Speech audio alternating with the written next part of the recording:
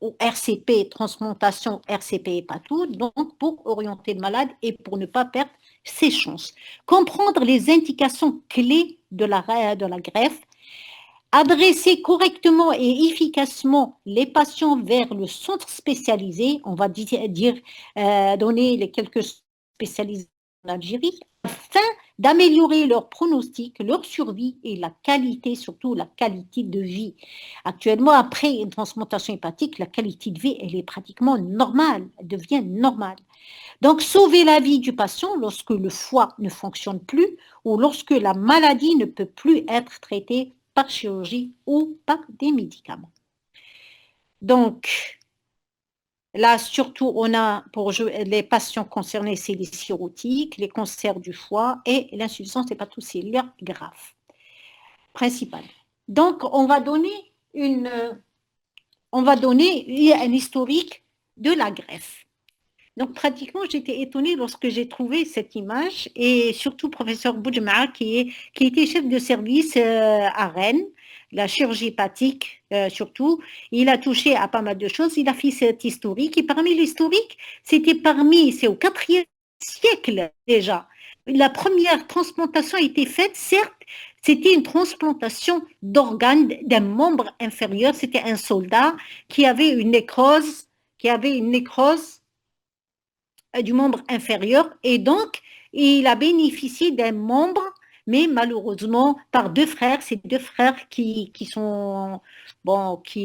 faisaient la transplantation, qui ont tenté de régler ce problème, mais malheureusement il s'est soldé par un échec et donc il y avait rejet du membre. Donc, en 1998, la première greffe de membre supérieur a été faite a été faite dans le monde, en France, et donc qui a été une réussite. Il y avait aussi greffe de visage, c'est des choses extraordinaires. Donc, en parlant de greffe, il faut avoir à l'esprit, parce que dans la greffe, il y a des sutures vasculaires, l'artère hépatique, la veine hépatique. Et donc là, il faut parler d'Alexis Carrel qui a inventé justement il était le pionnier de la suture vasculaire. Donc là, il a vu des femmes qui faisaient la couture. Donc, il s'est dit, est-ce qu'on ne peut pas faire la même chose dans les vaisseaux et les voies biliaires? Et donc, ça s'est soldé par une réussite. Ça, déjà en 1902, et il a eu un prix Nobel pour ça, pour cette découverte, en 1912. Donc, il a fait pas mal d'autotransplantations. Donc, il enlevait l'organe et remettait un autre organe. Quelles sont d'autres transplantations qui ont été tentées, surtout chez l'animal? Donc, c'est la autogreffe entre, bien sûr, la même race. Donc, ça donne, la greffe est acceptée, l'organe est accepté facilement. Il y a entre la même espèce, mais de la même race, mais deux espèces différentes. Là, c'est ce qu'on appelle l'allogreffe. Généralement, au début, ça tient, mais au bout du 7e jour, il y a un rejet. Et là aussi, on a la troisième 13e type de greffe, là, c'est la xénogreffe, c'est entre des races différentes, par exemple un chien et un cochon ou autre. Là, c'est le rejet, il est immédiat. Donc, là aussi, lorsqu'on dit, voilà, on a cité pas mal de types de greffes, et là, pour que la greffe réussisse, ils ont remarqué qu'il faut des immunosuppresseurs. Et là, Jean-François Borfier a inventé la cyclosporine. Et ils ont su qu'en utilisant les immunosuppresseurs, donc là, la greffe pouvait tenir, soit associée aux corticoïdes, et donc ça pouvait donner. Quels sont, si quels sont les différents organes qu'on peut greffer? Il y a plusieurs organes qu'on peut greffer, le rein, le poumon, le cœur. Déjà, le cœur a été greffé la première fois en 1967 à Cape Town, en Afrique du Sud. Les membres, le visage, les téguments, ce qu'on appelle les téguments, l'intestin, le pancréas, le foie, Donc, et là, il faut citer aussi Thomas Starzel, qui était le premier qui a fait la transplantation. C'est un médecin chercheur américain qui a fait la transplantation d'organes et surtout, c'est lui qui a fait la première transplantation hépatique chez l'homme et souvent considéré comme le père de la transplantation moderne. Et donc, ça a donné des résultats, mais il avait quand même beaucoup d'échecs mais c'est lui pratiquement le fondateur de la transplantation hépatique. Qu'en est-il en Algérie? Là, j'ai trouvé, certes, malheureusement, c'est une ancienne slide de 2012. Donc là, le rein, la première greffe rénale, quand est-ce qu'elle a été faite? Donneur vivant apparenté, CHU Mustapha, déjà en 86.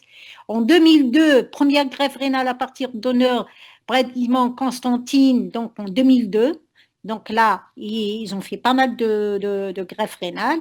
Et là, le foie vient une année après pratiquement, en 2003, et la première greffe qui a été faite, greffe hépatique à partir de donneurs vivants apparentés, c'est qui a été faite au CPMC en 2003. Et là, pratiquement, en totalité des greffes jusqu'à 2012, donc ils ont fait 33 greffes, mais à ma connaissance, ils sont arrivés jusqu'à 36 greffes, avec tous les chamboulements qu'il y a, l'arrêt et tout. Donc, ils sont apparemment à 36 greffes hépatiques. Donc, là, on passe. Donc, on passe à pourquoi adresser un patient, quelles sont donc les indications de la transplantation et les objectifs de la greffe, de notre greffe. Donc, c'est bien sûr la plus importante, c'est améliorer la survie, et là, c'est important. La survie, pratiquement, elle est améliorée à 10 fois la norme par rapport au patient. Le patient, s'il n'est pas traité ou bien traité par autre thérapeutique en attendant la greffe, ou si le patient, par exemple, si les lésions sont importantes et on n'a pas pu faire la greffe, le risque de décès est imminent et important.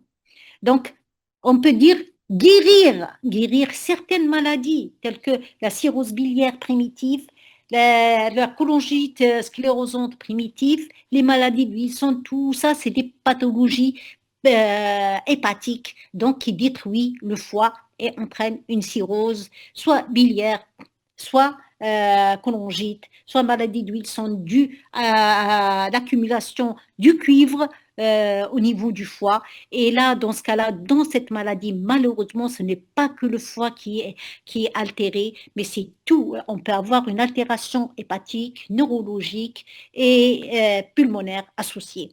Donc, vous voyez la gravité de la chose et donc, surtout, ces pathologies sont dues à un problème génétique.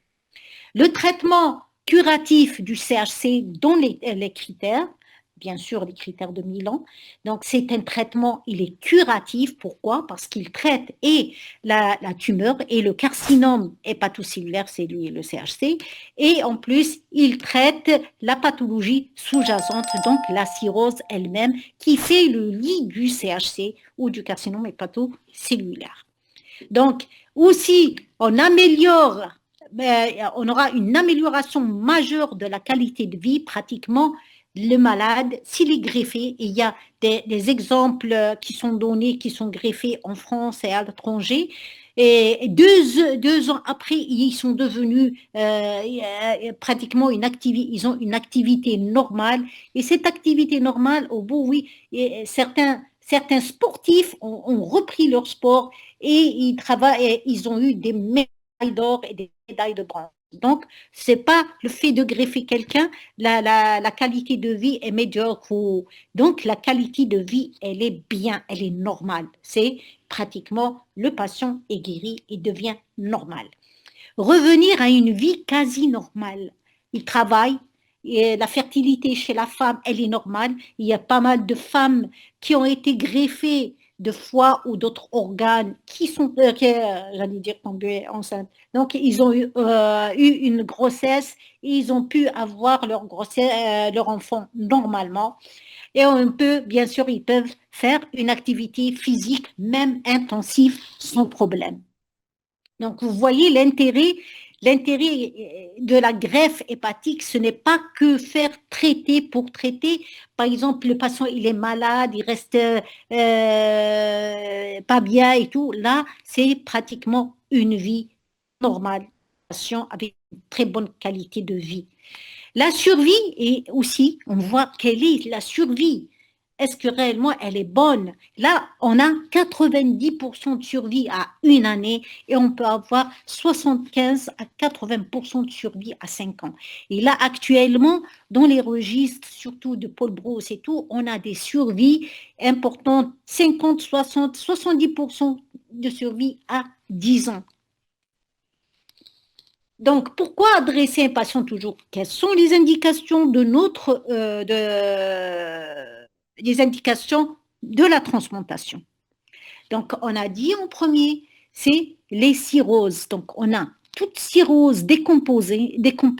Donc, on a une acide importante, récidive d'acide, donc encéphalopathie hépatique.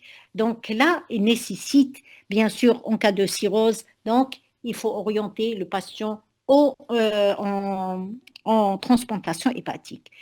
Les syndromes hépatorénales, donc on a une cirrhose qui est décompensée et surtout s'il y a une insuffisance rénale associée qui survient, ce qu'on appelle syndrome donc hépato-rénal, donc on a un problème hépatique qui surajoute un problème, une insuffisance rénale, donc là c'est pratiquement une urgence, le patient doit être orienté en greffe.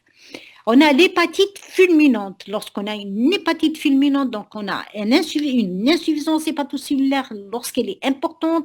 Donc là, le patient risque de mourir et donc ça devient une urgence à la transplantation. Certes, à l'étranger, parce que eux, ils font une transplantation cadavérique. Là, ils ont inventé quelque chose d'autre pour maintenir le malade en vie, en attendant d'avoir un transplant.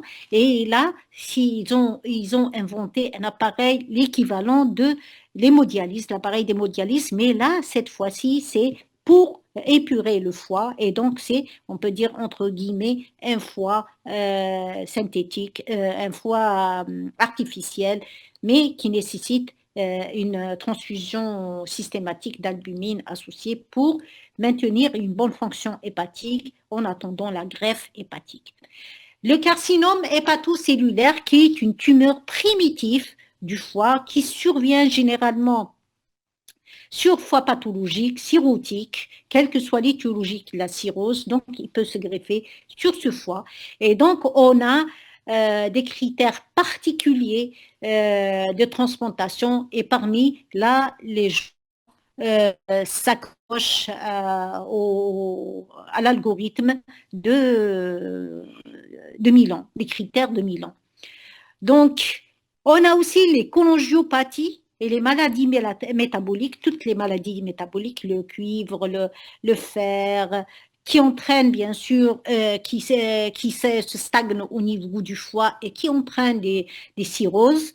Là, bien sûr, nécessite une transplantation hépatique et tout à l'heure, on verra quelles sont les indications réelles. Quand est-ce qu'il faut adresser le patient? Donc là, je connais, voilà, comme on a montré ici, je suis devant un cirrhotique décompensé, j'ai un syndrome hépatorénal, une hépatite fulminante, surtout c'est une extrême urgence, un CHC, un carcinome hépatocellulaire, des cholangiopathie, et il y a d'autres choses, bien sûr, les métastases hépatiques sans extension, là, ils peuvent être orientés. Mais quand est-ce qu'il y a une urgence et quand est-ce que je peux adresser à l'aise le malade, mais sans trop tarder? Quels sont les signes importants de cette orientation? Donc, on a en premier l'insuffisance hépatique chronique, donc c'est une cirrhose on est devant une cirrhose décompensée. C'est le moment pratiquement clé de la première décompensation. Lorsque je suis devant une première décompensation, donc on dirait il y a une petite cloche qui sonne comme ça, tiens, tiens, tiens, ce patient, il faut le préparer pour la transplantation hépatique. Mais s'il fait plusieurs, je ne vais pas attendre lorsque le patient fait plusieurs décompensations hépatiques pour l'adresser à la greffe. Donc peut-être dans ce cas-là, on aura une décompensation plus importante avec une adaptation de plusieurs fonctions et donc peut-être le patient ne sera plus candidat à la transplantation. Donc, il faut adresser un patient dès la première complication car la mortalité augmente fortement avec les décompensations. Les signes d'alerte, quels sont les signes d'alerte? Donc, on a l'acide réfractaire. Qu'est-ce que ça veut dire? Au début, j'ai un patient qui fait une acide. Je lui donne traitement médical. Le gastro lui donne, ou l'hépato lui donne traitement médical. Ça rentre dans l'ordre. Je fais une ponction, bien sûr, il faut faire une ponction diagnostique et évacuatrice. Si réellement ça donne bien au traitement, c'est bon. Mais si réellement elle récidive et je n'arrive pas à gérer, là, c'est une acide réfractaire. Il y a, certes, peut-être il y a une mise en place de TIPS, mais dans ce cas-là, elle est réfractaire. Il faut toujours préparer, c'est l'indication de préparer le patient à la transplantation hépatique.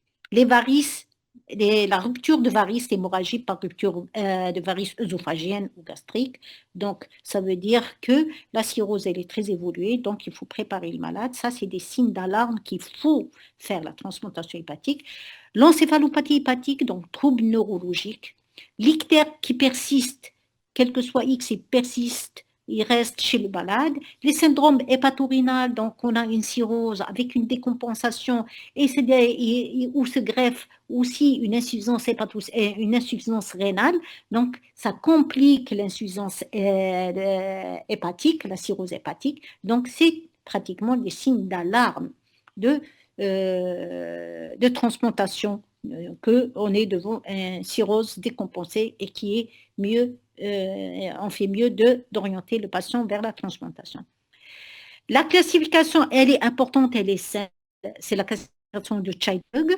Donc, normalement, tout le monde la connaît, même si on ne la connaît pas, on a à l'Internet, donc on peut la voir.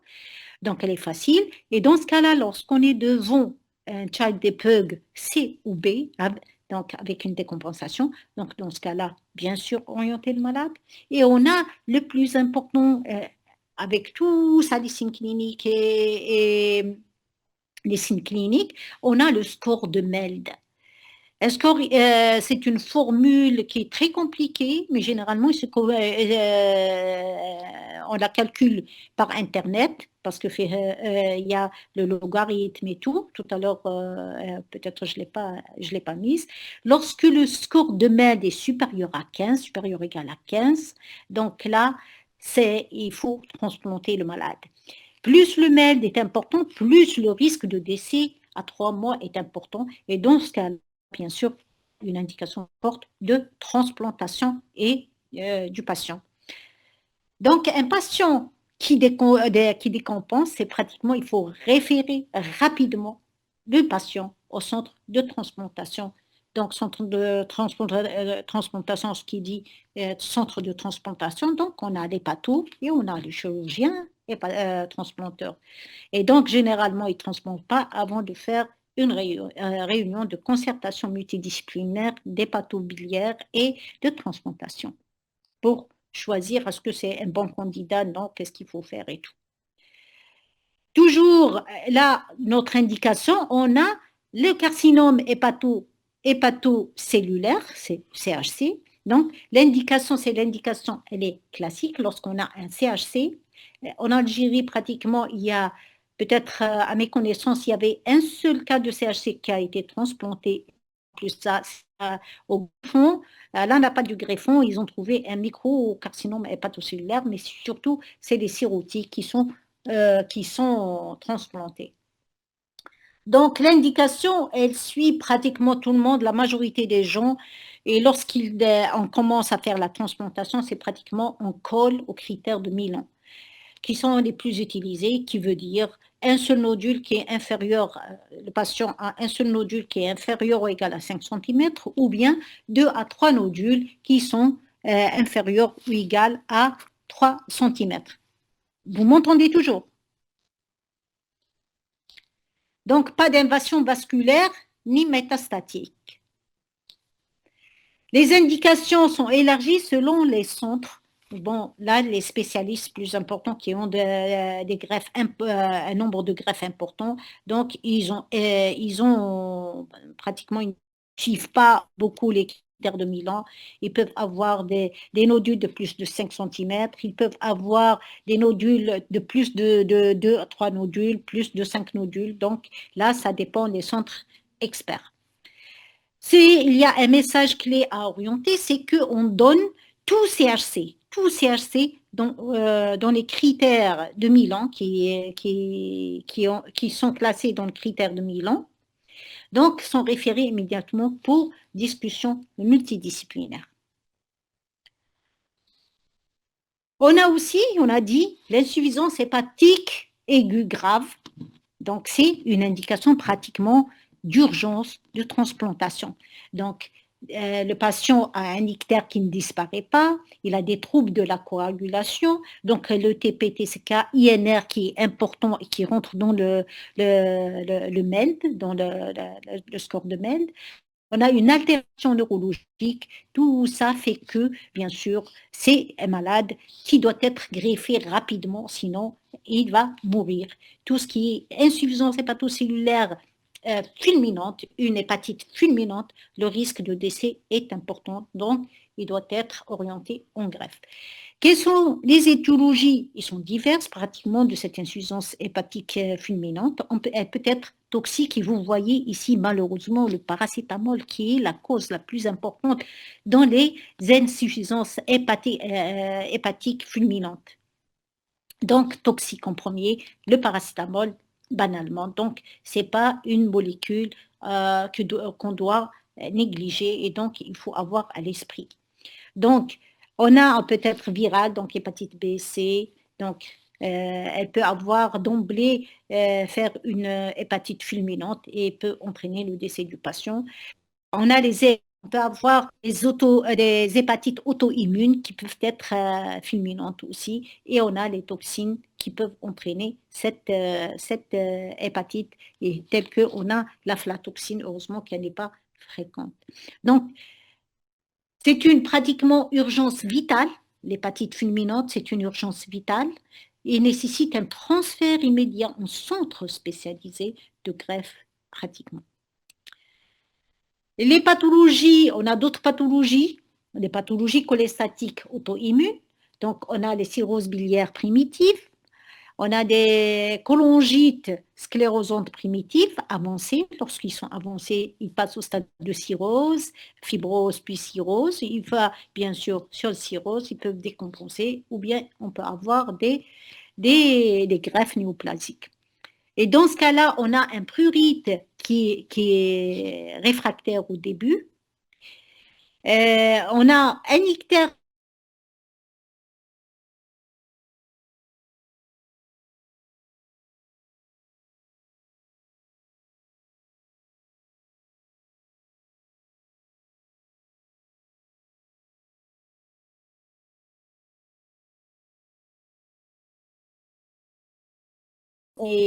génétique, sont d'origine génétique, donc soit récessif, soit dominant.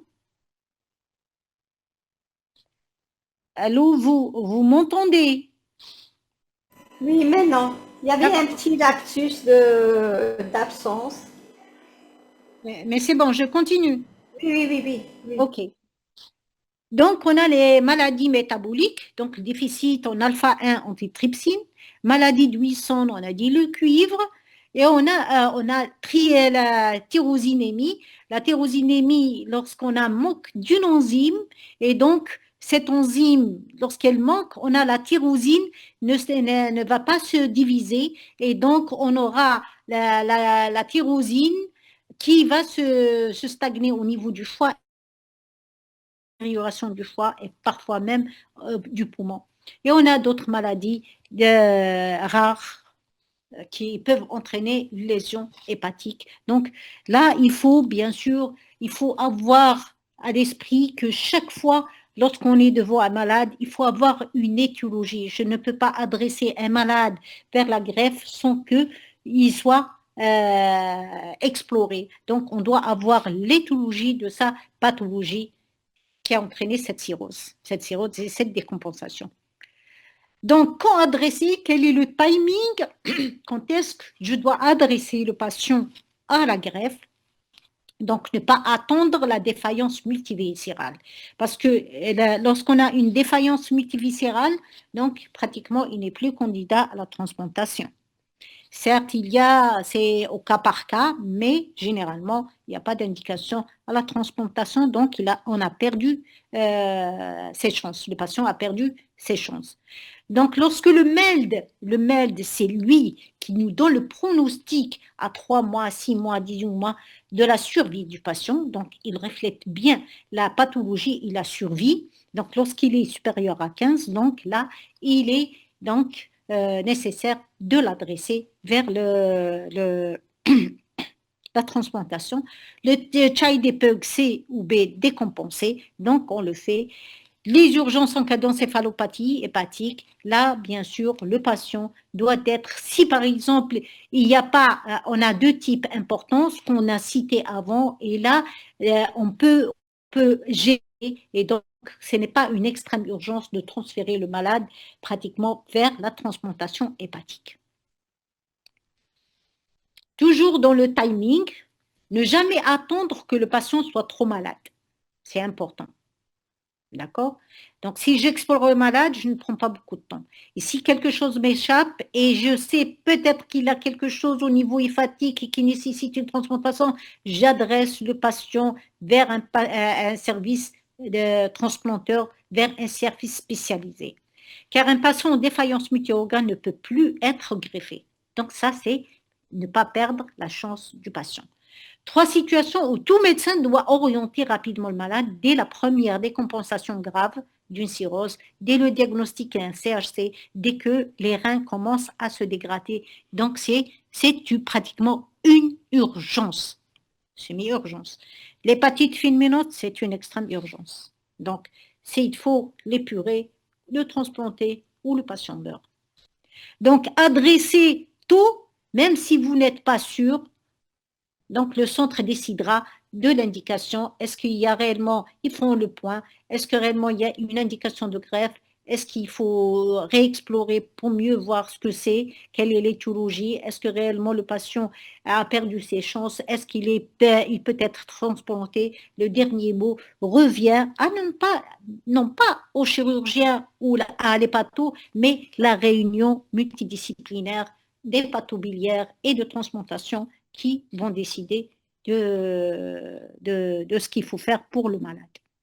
Que doit contenir la lettre? Là, comment j'adresse, moi, j'ai un malade, comment je fais pour adresser le malade vers le centre transplanteur? Que doit contenir la lettre de référence? Donc, elle doit contenir un diagnostic précis. Donc, j'ai exploré le malade, j'ai lu le scanner, l'interrogatoire, bien sûr, l'examen clinique. Est-ce qu'il est à l'interrogatoire, est-ce qu'il a fait des décompensations ou pas? La morphologie, qu'est-ce qu'il y a? Il y a un cancer greffé, non? Cirrhose, thrombose ou pas? Et donc là, je vois le dossier. Je peux écrire le diagnostic précis du patient et il est à quel stade de la maladie, bien sûr, les antécédents complets du patient et surtout les antécédents des complications. Il faut énumérer toutes les complications parce que plus le patient fait de complications, plus ça veut dire que c'est évolué. Il est probablement plus candidat que d'autres personnes qui ont fait une seule ou n'ont pas fait de décompensation avant d'avoir bien sûr les défaillances multi-organes ou peut-être il sera plus candidat à la greffe. Avoir une imagerie, bien sûr, l'échographie, échographie pour voir l'échographie, l'écho-Doppler, s'il n'y a pas de thrombose, s'il y a une image qui est greffée sur le foie, est-ce que le foie est pathologique, tromporte s'il est dilaté ou pas. Le scanner, bien sûr, il va chercher s'il n'y a pas de métastase, s'il n'y a pas un seul nodule, le classer par rapport aux critères de, s'il y a un CHC, bien sûr, les critères de Milan. Et l'IRM, le scanner l'IRM, ils sont surtout si on a une greffe néoplasique sur foie cirrhotique, donc est-ce que réellement c'est un CHC ou un autre cancer? Et là, pratiquement, il y a des nouvelles classifications du scanner l'IRM qui sont formelles. Ils peuvent, sans faire la biopsie, nous donner le diagnostic d'un carcinome hépatocellulaire à la morphologie seulement. La biologie, donc, on doit avoir une biologie complète. Le bilan hépatique, l'albumine, TP, l'INR, surtout, il entre dans le score de MELD, d'accord? Bien sûr, fonction rénale, et faire la recherche, classer le malade selon Child-Pugh et selon le MELD.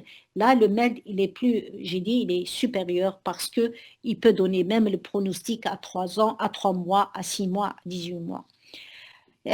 Aussi, on a besoin de résultats d'endoscopie. Est-ce que le patient a des varices? Est-ce qu'il a fait des varices? Est-ce qu'il a saigné? Ces varices ont saigné ou pas? Le siège des varices, est-ce qu'il a été ligaturé ou pas? Parce que c'est important. Bien sûr, le pronostic aussi est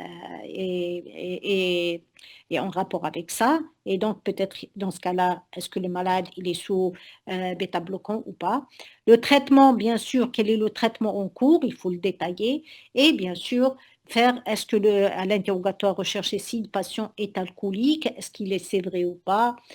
Et donc, si nécessaire, bien sûr, il faut le sévrer avant d'entamer une transplantation hépatique.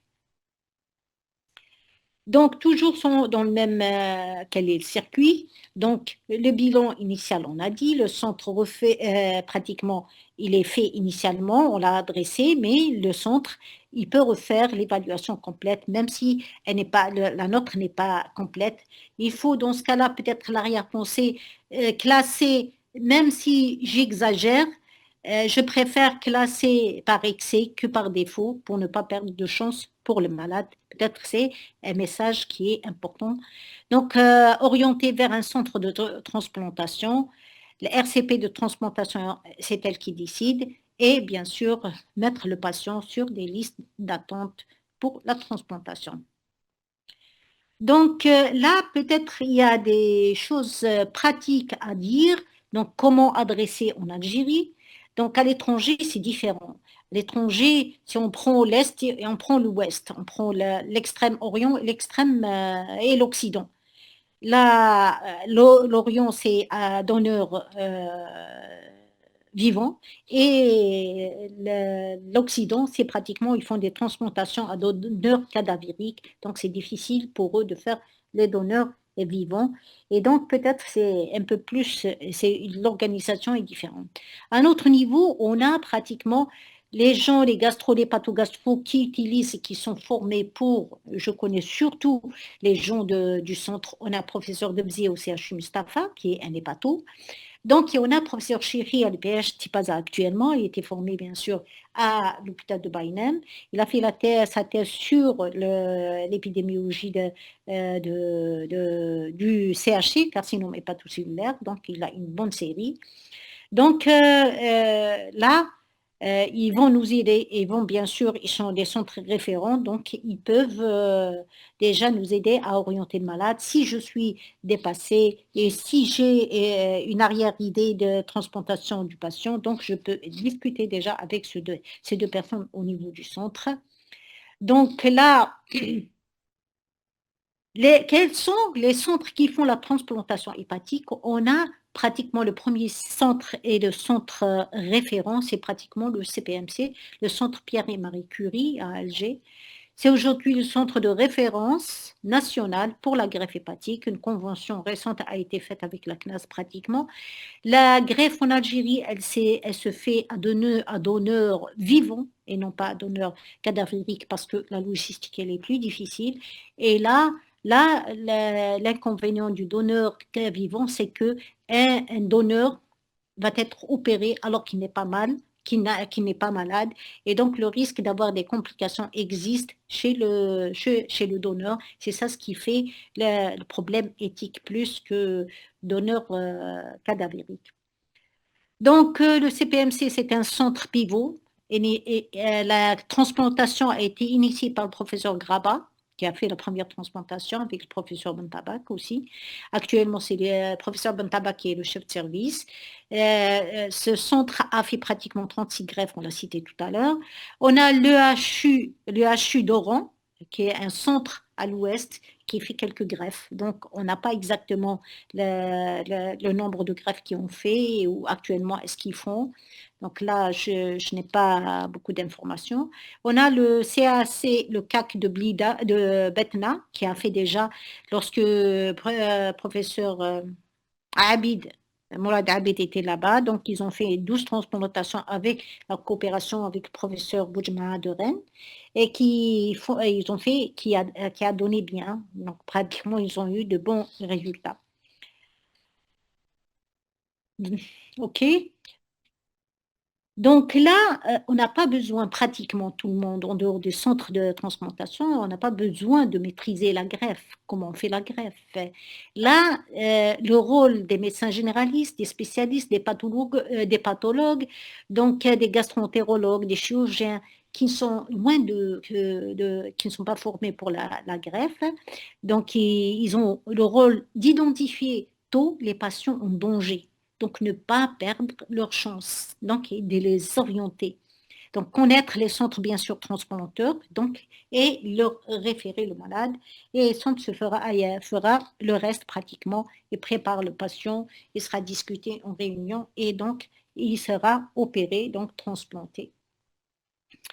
Donc là, j'étais choquée, non, j'étais impressionnée par le nombre de personnes qui travaillent et la logistique qui est difficile et qui nécessite beaucoup d'énergie dans un centre transplanteur et la gestuelle. Et là, c'est un exemple de transplantation cadavérique. Donc, en moyenne, 50 personnes, si ce n'est pas plus, qui sont impliquées dans la greffe.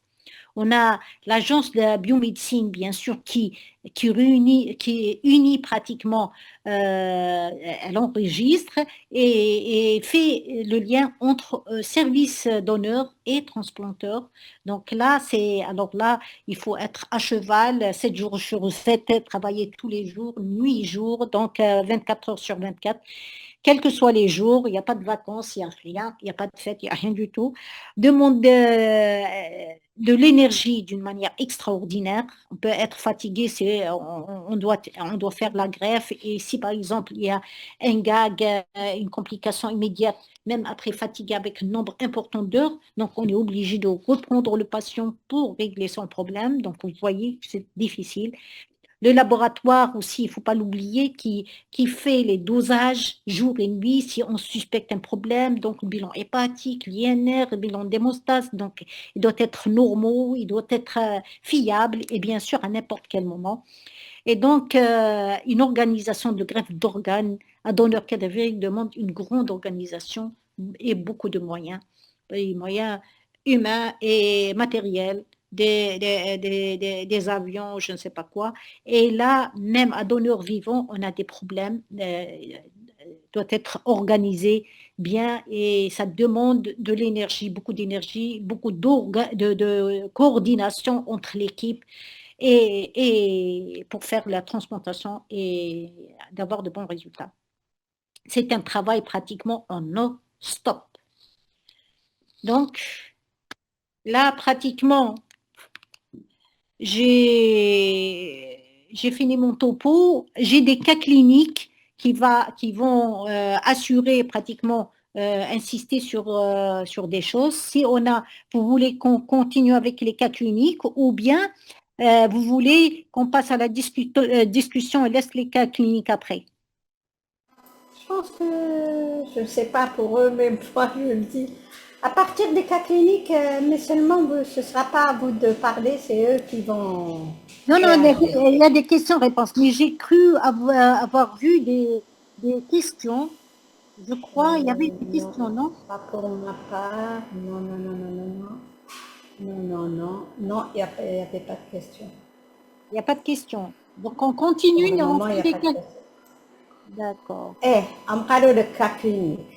On fait les cas cliniques. D'accord. Donc, c'est questions-réponses. Donc, Oui, ils réagissent. Hein. d'accord. Ouais. Réagissez par écrit. Hein.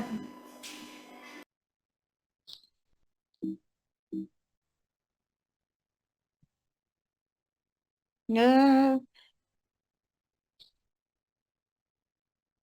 ils ont vu les réponses.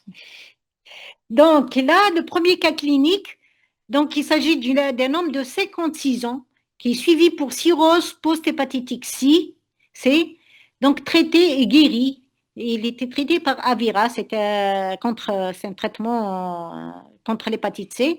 Dans les antécédents, on trouve un diabète type 2, une hypertension artérielle, une consommation d'alcool qui a été sevrée, ça fait pratiquement 2 ans. Depuis 6 mois, le patient présente une acide réfractaire nécessitant des ponctions évacuatrices à répétition. Donc, depuis 3 semaines, le patient présente une encéphalopathie hépatique grade, grade, quel grade? Non. Mhm.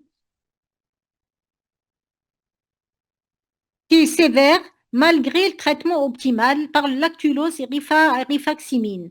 Donc, rifaximine, c'est un antibiotique. Donc là, l'évaluation, on a fait une évaluation clinique qui retrouve, à l'examen clinique, on retrouve un ictère qui est modéré, une acide modérée, œdème des membres inférieurs. Le patient présente une confusion légère, une désorientation temporospatiale. Il n'a pas de fièvre et pas d'hémorragie digestive récente. Donc, la biologie, on retrouve un TP à 46%, un INR à 1,8. La bilirubine totale était à 58 micromoles par litre, la créate à 15 mg par litre, le sodium à 131, l'albumine à 128 grammes par litre. Quel est votre diagnostic et que faut-il faire?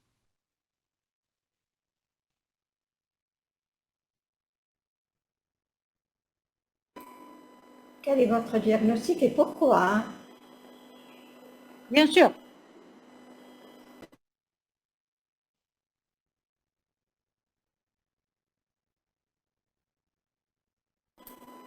Notez vos réponses.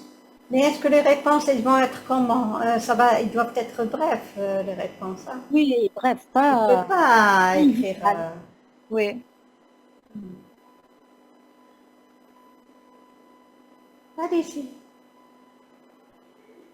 Mais allez, on peut se tromper, il n'y a aucun problème. On se forme, tout le monde se forme. Alors, il y a une personne qui vous dit insuffisance hépatique. La question fait le chat. Justement, je n'ai pas pu voir. Alors, insuffisance Hépatique, oui, hépatique, encéphalopathie hépatique fulminante, hépatorénale. syndrome hépatorénal. Donc, là, insuffisance hépatique, oui, il y a une insuffisance hépatocellulaire parce que NTP qui bat, d'accord. Donc, c'est une cirrhose, on a parlé de cirrhose, donc on peut peut-être syndrome hépatorénal, il fait une insuffisance rénale limite, là, certes, il peut rentrer, mais si, par exemple, on fait une petite réhydratation et réellement l'insuffisance rénale, elle persiste, probablement on est devant un syndrome hépato-rénal. Cirrhose en décompensation acétique Ah, et voilà. neurologique, oui, très bien. D'accord? On a l'hypoalbuminémie, on a le TP qui est bas, c'est ça? Ou bien, qu'est-ce qu'il y a d'autre? Oui?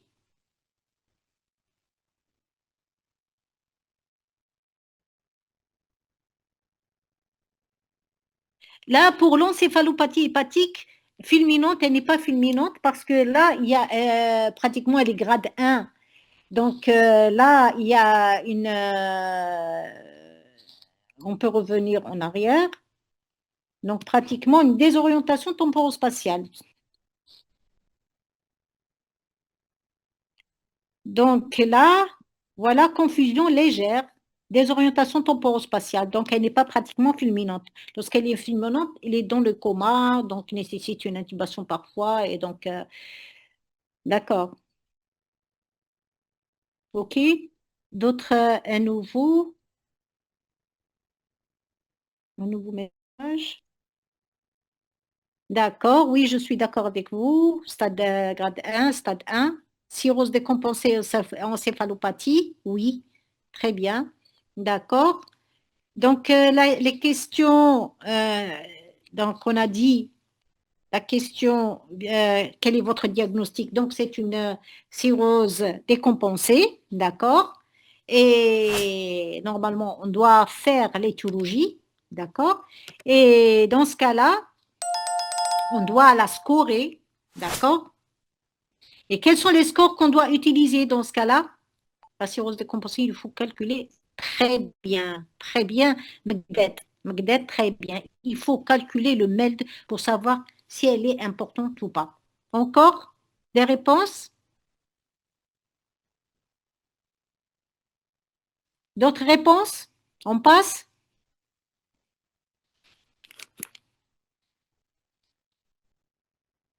Donc, là, quel est votre diagnostic?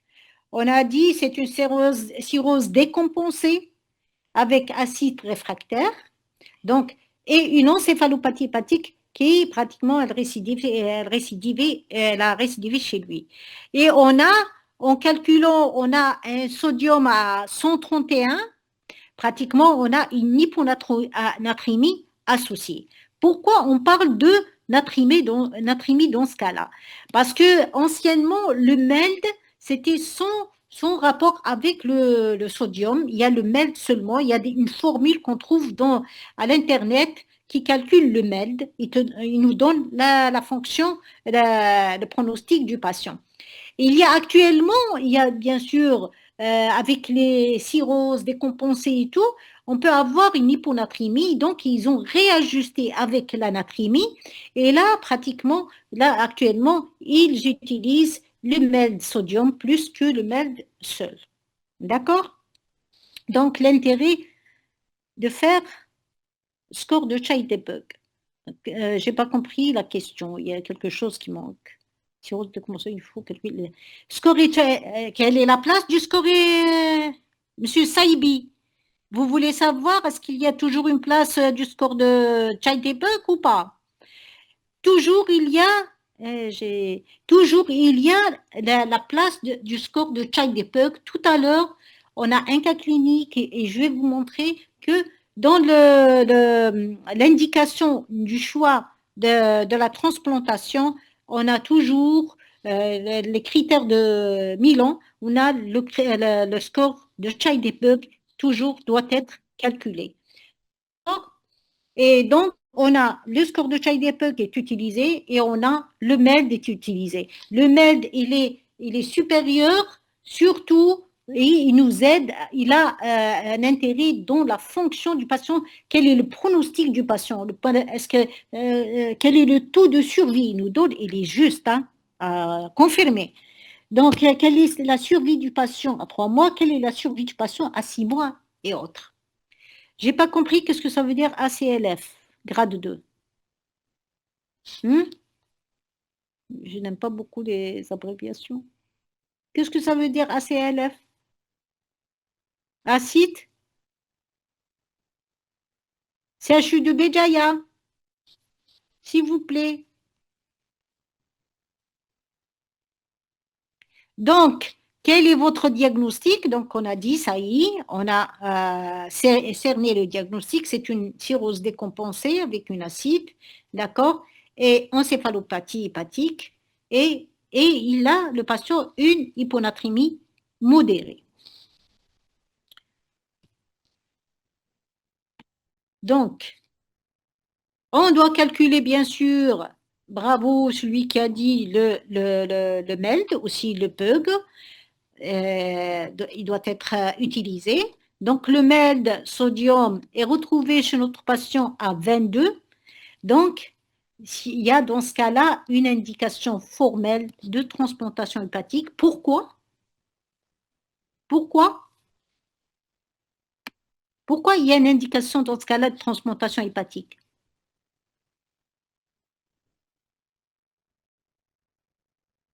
Défaillance multiviscérale, merci, sur cirrhose. Non, ce n'est pas une défaillance multiviscérale. Là, c'est les complications. Le problème neurologique, c'est une des complications de la cirrhose. Et, et aussi, l'hypocalie et l'hyponatrémie, c'est en rapport avec le sodium. Donc, c'est en rapport avec l'acide, l'apparition d'acide. Donc, ce n'est pas une défaillance multiviscérale. La défaillance multiviscérale, c'est quoi? On a une insuffisance cardiaque associée, on a l'insuffisance rénale avec une anurie, c'est ça la défaillance multiviscérale. Et donc là, la première défaillance qu'on craint, c'est l'insuffisance rénale.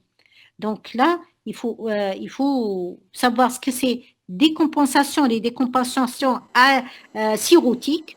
Donc on a la neurologique, on a l'insuffisance, on a l'hémorragie digestive, les varices, et on a troisième, je dirais, on a la décompensation acidique, neurologique et hémorragique.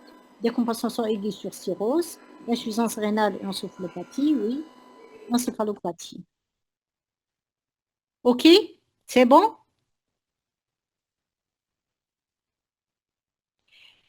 Pour quelqu'un acute or chronic liver failure, insuffisance rénale chronique, insuffisance hépatique chronique ou insuffisance aiguë.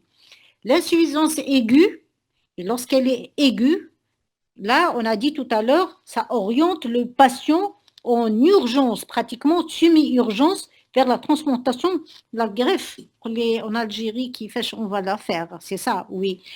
C'est pour ça, même à l'étranger, ils avaient ce problème. C'est pour ça ils ont inventé l'appareil dont j'ai cité, j'ai oublié son nom. L'appareil, c'est l'équivalent de l'appareil de dialyse et là, elle épure le foie en utilisant de l'albumine. D'accord? Et la chronique, bien sûr, on a une cirrhose, c'est une insuffisance hépatique chronique. Dans ce cas-là, si le patient commence à faire une insuffisance, une décompensation, ça veut dire le malade, il doit passer à la greffe. D'accord? Mais le temps est différent. Là, je peux préparer le malade et l'adresser à l'aise, 2 semaines, 3 semaines, il n'y a pas de problème. Mais l'urgence, c'est lorsque j'ai acute liver failure, insuffisance hépatique aiguë, et alors là, lorsqu'elle est fulminante. D'accord? Décompensation aiguë sur cirrhose, insuffisance rénale, encéphalopathie. D'accord, ok. Donc, on a fait le MELD, MELD sodium, on a trouvé 22. Donc, l'indication de greffe, ici, elle est forte. Et j'ai posé la question, mais personne ne m'a répondu. Pourquoi il y a une indication forte de greffe dans ce cas-là?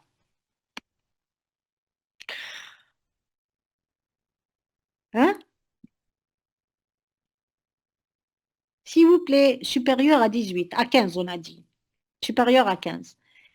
Donc, supérieur à 15, il y a indication de transplantation. Lorsqu'il est plus il est important, plus le risque de décès à 3 mois est important. C'est un patient à très haut de risque de mortalité à 3 mois. D'accord? J'ai caché, soi-disant, les 3 mois. OK? On continue. Donc, Le score de MELD était à 22, indication forte d'évaluation, d'accord. On a fait une exploration, donc l'imagerie, échographie hépatique a été pratiquée, donc écho-Doppler, tout, cirrhose égale Doppler hépatique, échographie et Doppler hépatique. Donc, on peut voir lorsque la cirrhose est évoluée, on voit une dysmorphie, donc les limites du foie sont floues, d'accord, sont floues. On peut voir l'acide, l'intérêt de l'écho, si l'acide elle est de petite abondance, donc on peut voir, et là, lorsqu'elle est de petite abondance, elle prend le point 1, numéro 1 dans la classification de Child-Pugh. On apprécie, on fait le Doppler, on apprécie la veine porte, son diamètre, est-ce qu'il y a une thrombose au niveau, est-ce que le flux est centripète ou hépatopète ou hépatofuge, est-ce qu'il entre, est-ce qu'il y a beaucoup de résistance donc et il rentre facilement dans le foie, ou bien les résistances sont importantes, il retourne, donc on saura si le flux il est hépatofuge ou hépatopète. D'accord, pas de thrombose, s'il y a une thrombose porte ou pas associée. Parce que si, par exemple, il y a une thrombose porte, donc on n'a pas beaucoup de chance de choix dans la thérapeutique, donc on ne peut même pas faire une embolisation lorsqu'on veut faire une embolisation en attendant la transplantation hépatique. Donc là, c'est pratiquement une chance de moins. Donc, vous voyez l'intérêt pourquoi on fait aussi une écho hépatique. Et bien sûr, une chose importante, voir s'il n'y a pas une greffe néoplasique, s'il n'y a pas une greffe de carcinome hépatocellulaire, donc qui sera une image en cocarde au niveau hépatique. On peut avoir, est-ce qu'elle est unique, multiple, ça dépend. D'accord? Le fibroscan, est-ce qu'il y a un intérêt? Si le patient est connu déjà comme cirrhotique, il est arrivé au stade de cirrhose, donc généralement, il n'y a pas intérêt, mais surtout le fibroscan a un intérêt lorsqu'on est entre est-ce que c'est une fibrose ou une cirrhose, parce qu'actuellement il y a des traitements et des régimes, on peut avoir une régression de la fibrose avant d'atteindre la cirrhose. Donc il n'y a pas, lorsqu'on est devant une cirrhose, il n'y a pas d'intérêt de faire une fibroscan. Donc, quels sont les moyens thérapeutiques et que proposez-vous et pourquoi? C'est une chose, s'il n'y a pas d'autres questions, d'autres réponses. Merci pour le cas clinique. À quoi rattacher cette cirrhose? A été traité de son hépatite C et déclaré guéri. J'ai oublié. Merci pour le cas clinique. À quoi rattachez-vous cette cirrhose? Le patient a été traité de son hépatite C et déclaré guéri. Faut-il penser à une greffe néoplasique CHC ou alors un syndrome dysmétabolique? Non. L'hépatite C. Donc, j'ai traité le malade qui avait une hépatite C, mais à quel moment j'ai traité le malade? Donc, l'hépatite C était là-bas. Le patient, peut-être le diagnostic n'a pas été fait à temps, donc il est arrivé jusqu'au stade de cirrhose. Même au stade de cirrhose, le diagnostic il est fait, je dois traiter le malade. Donc, c'est une hépatite, c'est une cirrhose sur hépatite C. Même s'il est traité, il guérit. Il guérit de son hépatite et de son hépatite virale, mais la cirrhose, elle s'est installée. Donc, le diagnostic, généralement, malheureusement, il est fait tardivement, donc au stade de cirrhose. Et donc, l'exploration de la cirrhose qui m'a fait diagnostiquer cette cirrhose, cette hépatite C. Et donc, si je fais le diagnostic de l'hépatite C, et d'autant plus que si la charge virale est importante, je dois traiter, quel que soit X, je dois traiter l'hépatite C. Et là, l'hépatite C, elle se guérit. Quel est l'intérêt de traiter l'hépatite C? Ah, pour les contaminations, pour beaucoup de choses. Donc, l'indication thérapeutique est liée. Donc, patient, patient, patient de 36 ans, HTA diabétique, fibrose hépatique stade 4, où peut-on l'orienter? En gastro et non en hépato. Les gens qui sont spécialisés dans le foie. Donc, ils peuvent traiter ce genre de malade. D'accord? il y a les gastro de Boulorine. Il y a aussi ici les internistes parce qu'ils sont gastro aussi. Ils étaient formés à Baïnem, donc Boulorine. Donc, ils peuvent prendre en charge. Et aussi les gens de l'hépato de Mustapha, entre autres. Et de Bab et de Bab il y a aussi à Bab Bab el Oued, les hépatos Bab el Oued, oui, oui, oui. Il y a gastro de Bab il y el a les Oued. pâtes à Bab Maintenant, si on rentre dans les autres régions, Et on a on va les dans les centres, les on gastro, va, les hépatos de l'EHS, parce qu'à un certain moment, lorsqu'ils ont fait l'organisation des greffes hépatiques, il y a un centre à Annaba, un centre à l'ouest et un centre à Alger. Et là, ils sont dans quand vous dites l'Ouest, c'est quel Ouest? C'est qui? C'est Oran, le HU d'Oran. le HU d'Oran. Hein. Constantine, il n'y a pas. Constantine, actuellement, oui, ils sont en train de faire parce qu'ils font la chirurgie hépatique. Je connais les gens militaires. Les autres, je connais pas. D'accord.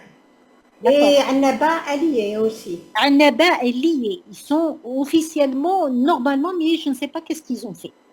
Et Mais il y a Sétif des et Betna, gastro. il n'y a pas? Sétif Betna, il n'y a pas? Non, ils ont fait 12 greffes, mais Abid, il est rentré à Beloued. Donc, il y a professeur Bafdel qui a fait une formation. Peut-être il va relancer. Donc, je ne sais pas. Il va relancer peut-être la greffe. Vous parlez de Sétif ou de Betna? De Betna. La CAC de Betna. Et Sétif? Il faut la chirurgie hépatique. Il y a des gastro aussi. Il y a des internistes.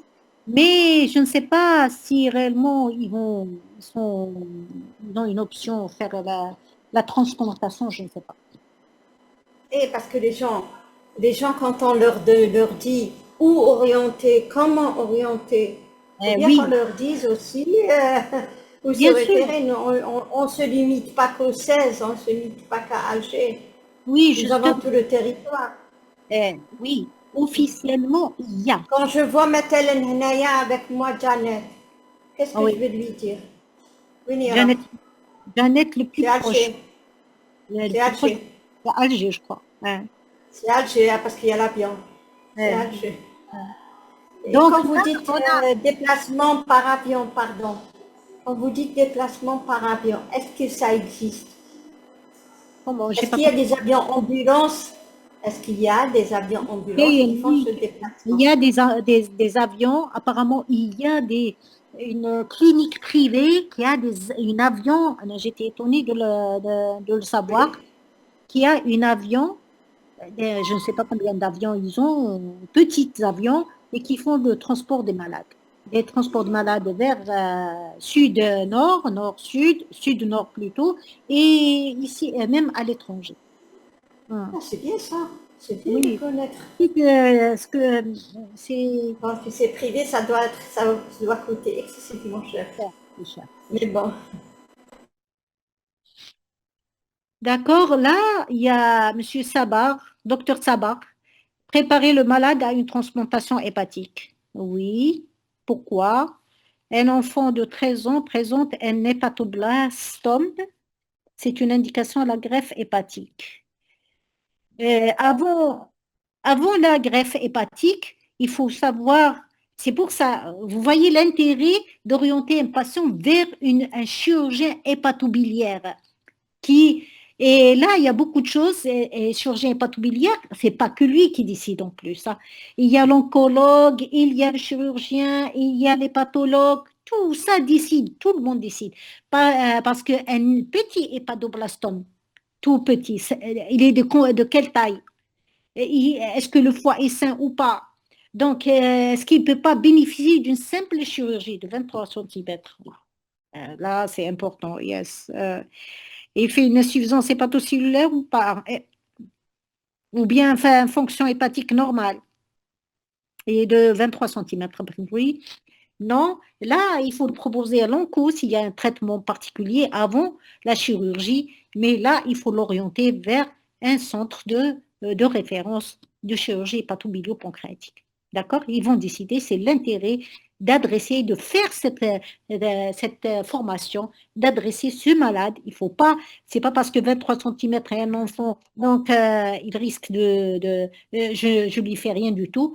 Donc c'est une concertation, je l'adresse vers, pas à l'oncologue, vers un chirurgien hépatobiliaire-pancréatique ou bien le présenter en RCP, dans un RCP hépatobiliaire-pancréatique. C'est important. D'accord? De rien.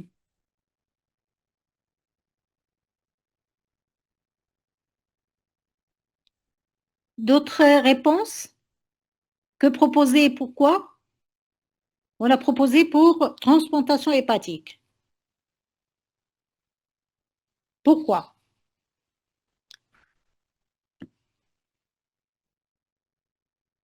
Parce que il y a le foie qui est pathologique. La dialyse. Je n'ai pas compris. Quelle dialyse? Je n'ai pas compris. Quelle dialyse?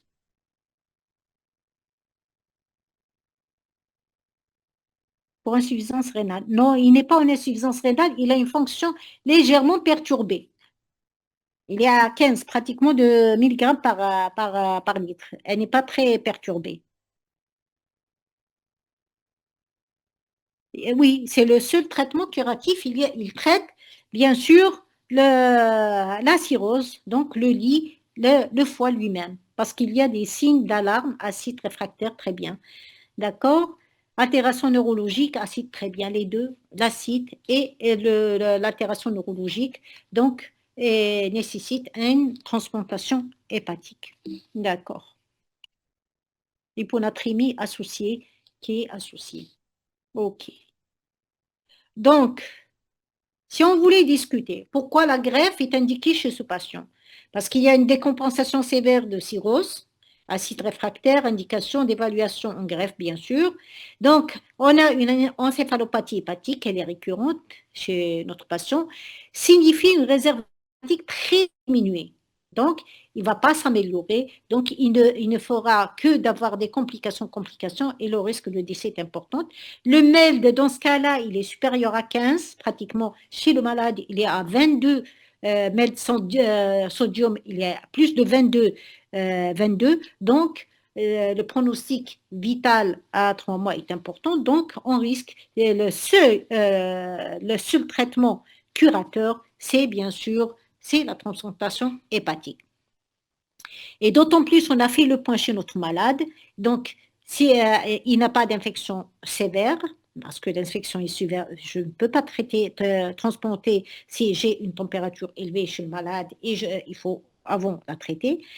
Pas de sepsis, j'ai pas de cancer actif, soit un cancer actif n'importe où.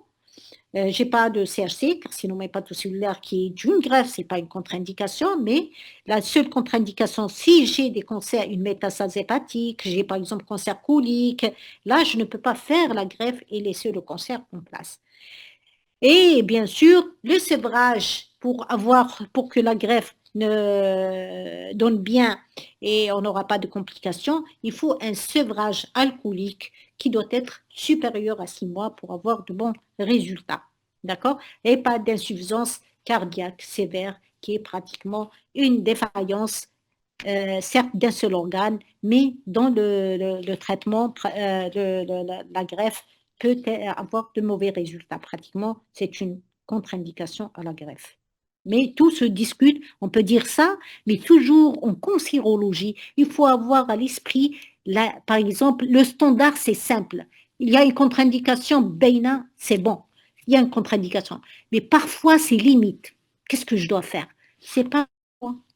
Les experts qui sont mieux que moi, je leur oriente le malade, ils vont les discuter. Il y a ce qu'on appelle le traitement à la carte. S'il sort du standard, il y a le traitement à la carte. Ce malade, oui, on peut lui faire. Je vois ces circonstances, malade en bon état général, parce qu'il n'y a pas de complications importantes, ceci, cela. Je peux proposer. Et là, je ne suis pas le seul, c'est pas le chirurgien transplanteur, mais c'est l'ensemble qui décide de la prise en charge. C'est pour ça Moi, toute seule, je ne peux pas décider d'un traitement, surtout l'oncologie, transplantation. Je peux orienter, je peux suspecter, je peux discuter, mais je ne peux pas être, voilà, c'est moi qui décide. Impossible. C'est pour ça qu'il y a des réunions de concertation multidisciplinaire. Et dans ce cas-là, alors dans la transplantation hépatique, c'est la RCP, hépatobiliopancréatique. Donc, les gens qui sont spécialisés dans la chirurgie hépatobiliopancréatique, les hépatologues, les gastro-spécialistes dans le foie, d'accord, et qui décideront, l'oncologue associé, pas une seule spécialité, les radiologues, les pathologues, les chirurgiens, et même dans la greffe, le psychologue et le psychiatre parfois. OK? D'accord, on va continuer. Prise en charge des complications, OK. Donc, l'attitude adoptée par le généraliste et le spécialiste, c'est l'orientation rapide vers le centre de transplantation hépatique. Et donc, dans les lettres, j'insiste, peut-être c'est bête, mais j'insiste, dans la lettre, on doit contenir, là, elle doit contenir le diagnostic de la cirrhose, l'étiologie de la cirrhose, l'historique des décompensations, est-ce que décompensé n'est pas décompensé, le bilan biologique complet, le MEL, sodium, l'albumine, d'accord, le child depug, l'imagerie récente, thrombose, il n'y a pas de thrombose. Donc, évaluation cardiovasculaire systématique. Donc là, l'écho-cœur, est-ce qu'il y a un problème, une répercussion sur le cœur, d'accord? Notion d'abstinence alcoolique pour les malades. Là, actuellement, il y a des gens en Algérie qui sont aussi malheureusement alcooliques. Le traitement en cours, quel est le traitement en cours, est-ce que ça donne ou pas, d'accord? Ce patient doit être vu en consultation spécialisée dans un délai pratiquement rapide parce que le MELD est important et donc normalement de moins de 2 semaines, on doit l'orienter vers un centre de transplantation hépatique.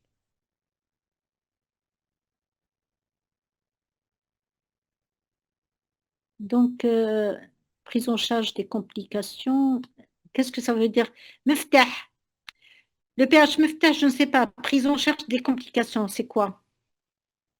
Comment on fait la prise en charge des complications? Quelles complications? Post-op pour la fonction rénale est atteinte, dans votre cas, alors qu'il s'agit d'une atteinte hépatique. Oui, une des compensations, une des complications de la cirrhose lorsqu'elle traîne, elle est chronique.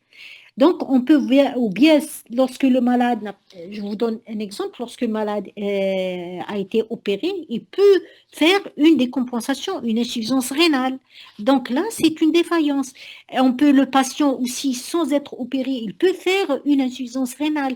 En faisant la réhydratation, ça ne rentre pas dans l'ordre, ou bien cette insuffisance rénale persiste et s'aggrave, c'est ce qu'on appelle une détérioration, une complication de la cirrhose.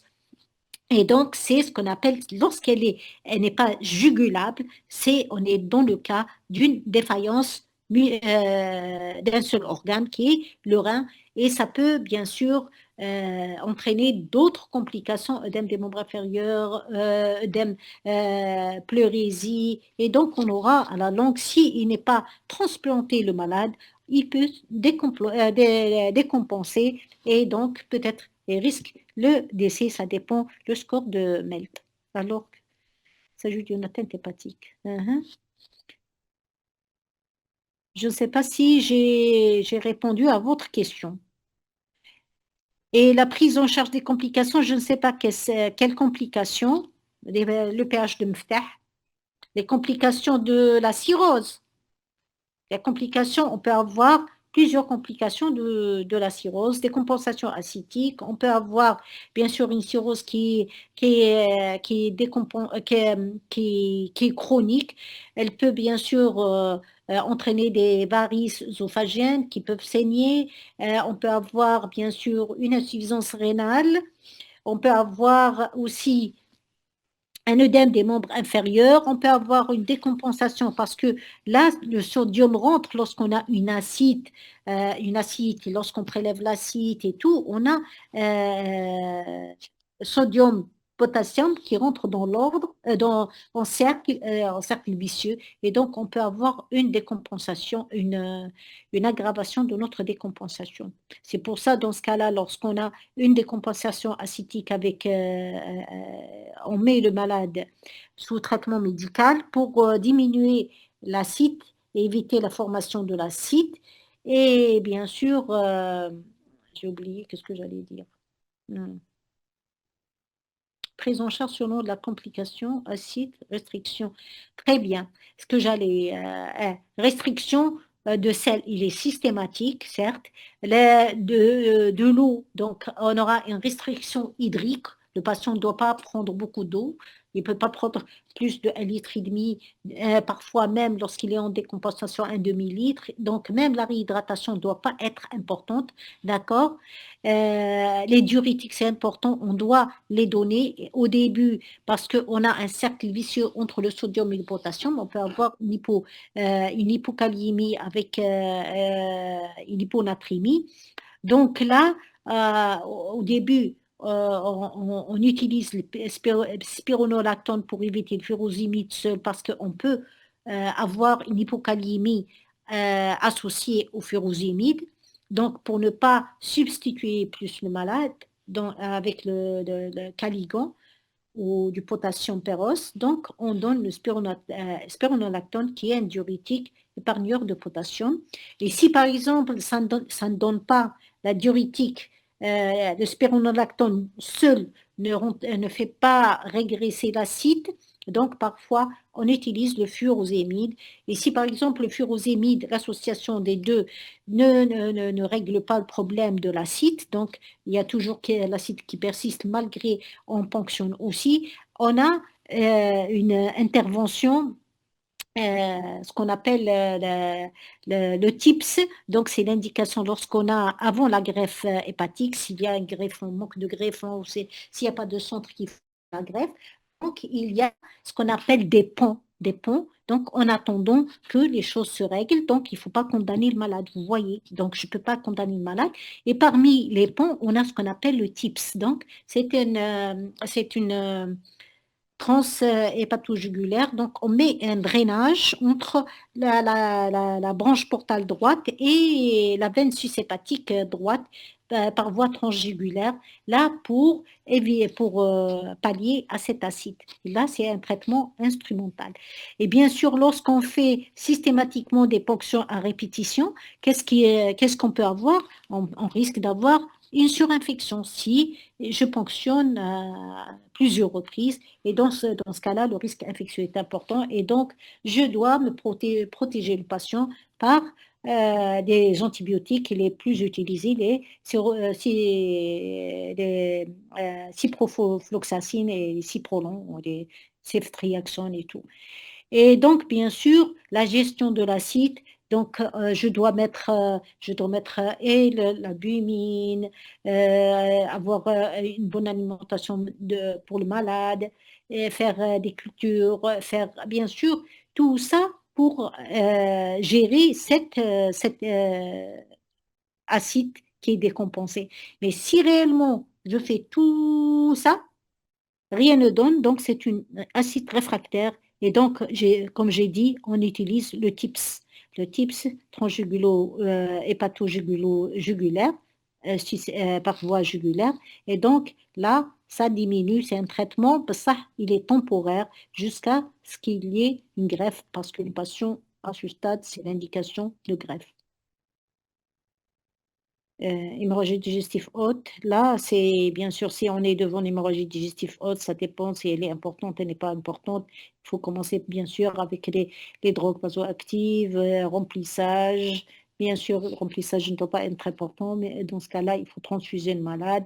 Utiliser bien sûr des drogues vasoactives, c'est le somatostatine, ou c'est ça, comme vous avez dit, très bien.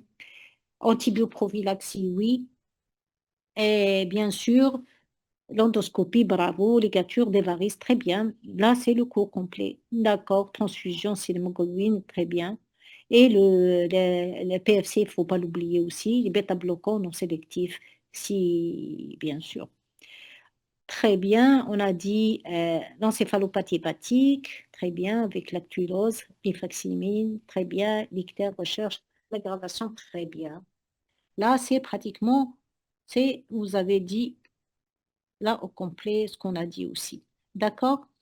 Pour les critères de Milan, est-ce que c'est pour classer tous les patients aptes pour la transplantation ou bien que pour le carcinome hépatocellulaire? Là, c'est pour le CHC. Les critères de Milan, c'est particulièrement pour le CHC. Donc, tout à l'heure, j'ai le schéma, je vais vous montrer quelles sont les indications selon le CHC, quels sont les différents traitements. D'accord? On est dans les normes. D'accord. Donc, ce patient doit être, on a vu ça, de rien. Très bien. Donc, on passe au deuxième cas clinique, c'est bon? D'accord. Le deuxième cas clinique. Donc, là, avant, il y a un message important, un message important à dire. Donc, ne pas attendre la décompensation terminale, c'est important. Acide, lorsqu'il est réfractaire encéphalopathie, c'est un drapeau rouge, carton rouge, drapeau rouge, tout ce que vous voulez, c'est qu'il faut adresser le malade rapidement. Le risque de décès est important. Le MELD supérieur à 15, supérieur, référer précocement le patient. Donc, la greffe améliore clairement la survie. Et là, vous voyez de combien elle améliore la survie de 4 fois, voire 10 fois ce qui devait pariser. Ça veut dire de 10 fois plus. C'est important. D'accord? Et la lettre d'adressage complète, c'est important. Monsieur, par exemple, j'ai rien compris au malade, je ne sais pas, je n'ai pas le temps, je vous adresse une patient qui présente une cirrhose pour transplantation hépatique. Ça, c'est pas normal. Donc, c'est un compte rendu pratiquement complet. D'accord? Donc là, on va passer au deuxième cas clinique. Donc, l'histoire clinique, c'est une femme de 62 ans, suivie pour cirrhose sur NASH, non hépatique cirrhose, connue depuis 5 ans. Consultation qui consulte pour surveillance échographique, généralement, elle le fait, parce qu'une des manières de suivre ce genre de malade et à voir si réellement il n'y a pas de greffe néoplasique, on a dit il y a le risque de greffe néoplasique dans le foie qui est pathologique, cirrhotique, qui est importante. Donc, qu'est-ce qu'on fait? On surveille avec l'échographie les marqueurs tumoraux, alpha-fetoprotéines. Donc là, cette malade, elle suit pour NASH. Donc, c'est une cirrhose due à l'obésité, diabète et tout. Donc, on fait une échographie, qu'est-ce qu'on trouve? Une lésion hépatique de 2,8 cm du segment 6. À l'IRM hépatique, on retrouve une masse hypervascularisée artérielle avec un washout. Un washout, c'est typique de CHC. Donc, on peut même pas, ce n'est même pas la peine de faire une biopsie pour savoir est-ce que c'est un carcinome hépatocellulaire ou pas. Donc, on est sûr, l'IRM, elle est supérieure au scanner, et là, il y a le washout, hypervascularisé en premier, et là, il faut, lorsque je demande une IRM, je la demande une IRM triphasique pour avoir les différents temps, pour savoir si réellement hypervasculaire et washout à la fin. Donc là, c'est typique de CHC. Le bilan d'extension a été fait, bien sûr, systématique, comme toute tumeur. On fait un bilan d'extension, le poumon, le pelvis, le foie, autre. Est-ce qu'il n'y a pas de métastase ailleurs? Donc, absence de thrombose portale et pas de métastase hépatique par ailleurs. On fait un bilan biologique, on retrouve une bilirubine à 22 micromoles par litre. Linéaire a été fait, il est à 1,3. L'acide, elle est absente, il n'y a pas d'acide. Et donc, l'encéphalopathie, il n'y a pas d'encéphalopathie hépatique. Le MED, pratiquement ici, il est à 11. Donc, je n'arrive pas à passer. Voilà. Quel est votre diagnostic? Voilà. Quel est votre diagnostic? À vos plumes? Ou bien tout le monde est fatigué? Il nous reste 20 minutes. Il y a beaucoup de choses à apprendre ici aussi, hein. S'il vous plaît. Oh, d'accord. Cirrhose compensée avec un seul nodule de CHC. Merci, Megded. Cirrhose avec CHC. OK. CHC localisé sur cirrhose hépatitique parce qu'on peut avoir des CHC, des carcinomes hépatocellulaires sur foie sain. C'est une entité rare, mais elle peut exister. D'accord? Mais là, ce n'est pas la transplantation. En cas, sur foie sain, c'est un traitement chirurgical. Donc, CHC avec un seul nodule unique inférieur à 5 cm, très bien, OK. Donc, qui colle aux critères de Milan. Encore, des laisses, ils sont actives, hein. OK, oui. Encore, on passe. Cirrhose sur atteinte d'un segment hépatique. OK, on passe à la réponse. Pratiquement, c'est ça. C'est une greffe néoplasique sur foie de cirrhose, sur NASH, plus juste. Donc, diagnostic, c'est un CHC de 2,8 cm sur cirrhose qui rentre dans les critères de Milan. Dans les critères de Milan, on a un seul nodule inférieur à 5 cm. Donc, pratiquement, si l'idéal, c'est bien sûr, j'allais dire la réponse. OK, d'accord, on passe. Voilà, donc, c'est ce que je voulais dire, donc je l'ai mis ici. Voilà, vous voyez bien. Voilà.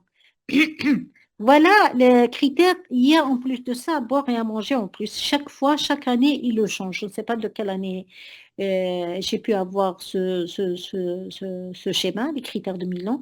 Donc, ils utilisent BCLC,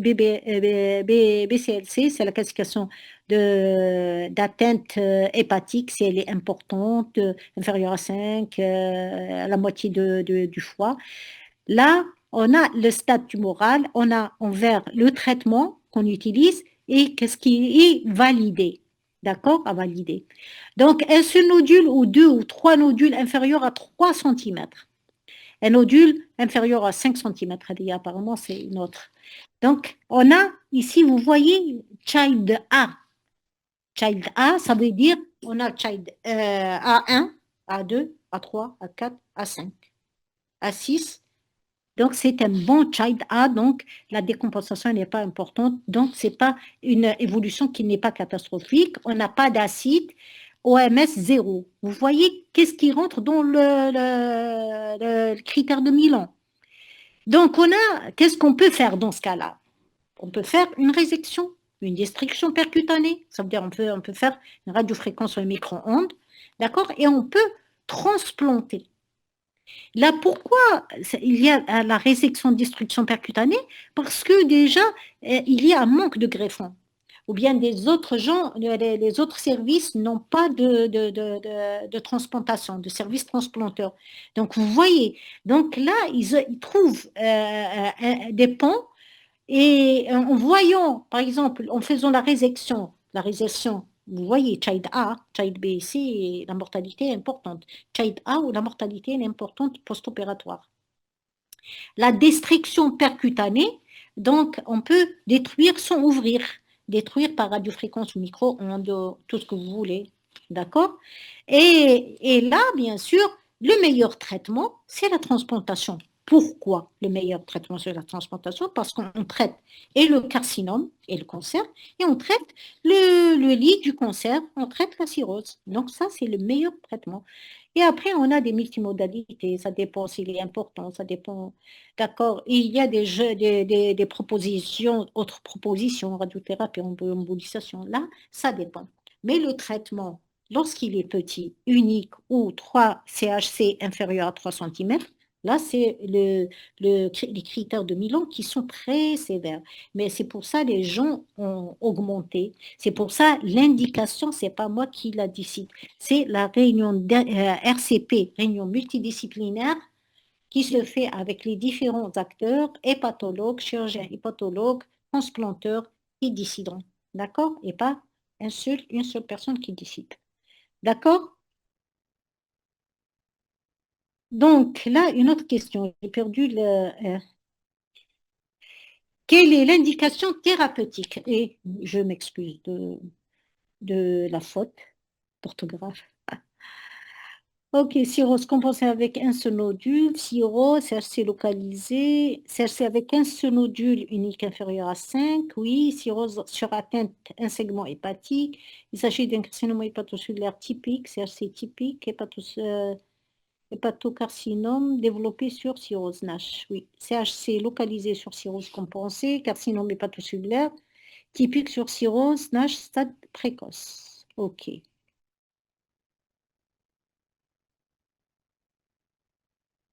Donc, le diagnostic, quelle est l'indication thérapeutique? Le diagnostic est confirmé par l'imagerie seule hein, et les critères internationaux ISEL grâce à la combinaison hypervascularisation artérielle, washout portal tardif, taille supérieure en centimètres, contexte de cirrhose, idéal pour transplantation hépatique. D'accord, très bien. Encore d'autres personnes? Il ne faut pas oublier qu'on est en Algérie. Hein? Ablation percutanée, radiofréquence ou abdomen, micro-ondes, traitement curatif de première intention. D'accord? Ok. C'est pratiquement pareil, hein. Pareil que la transplantation, mais le meilleur, c'est supérieur, c'est la transplantation. Certes, on peut avoir une guérison du CHC lorsqu'on fait une radiofréquence ou micro-ondes, et une survie, pratiquement une guérison du CHC à 5 ans, pas mal. On peut avoir à 5 ans, je crois, mais j'ai oublié le chiffre exact, peut-être 35-40% à 5 ans. Nsiت شحال exactement le chiffre. L'ablation de la masse par radiofréquence et la transplantation hépatique, c'est la meilleure. Très bien. Delis, oui. OK, d'autres? Très bien. On passe. Donc,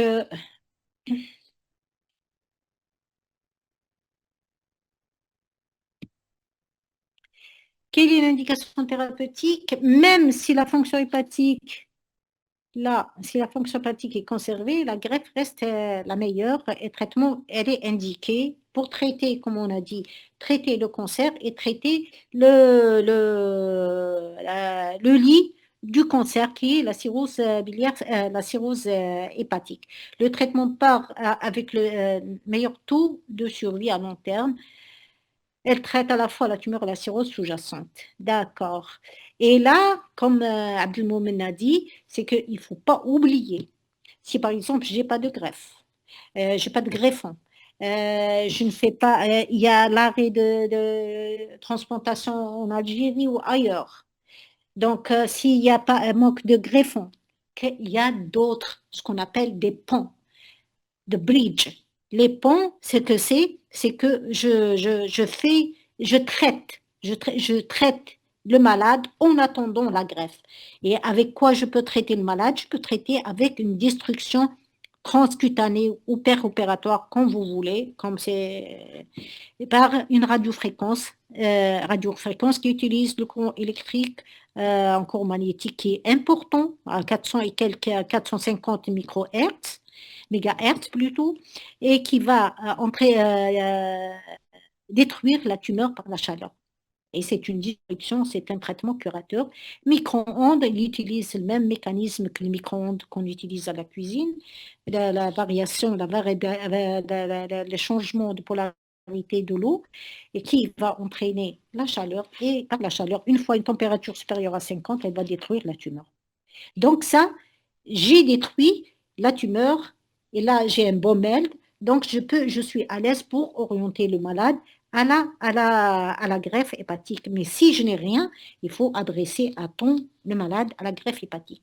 Aussi, aussi peut-être Ben Abdelmakash, c'est un child A. Si la tumeur, elle est périphérique, je peux faire une résection chirurgicale. Si elle est périphérique, si elle est centrale, là, c'est difficile. D'accord? Là, c'est plutôt la destruction, la transplantation. D'accord?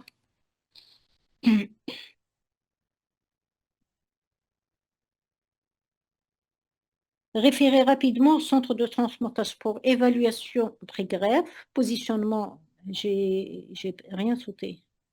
D'accord. Positionnement sur la liste, bien sûr,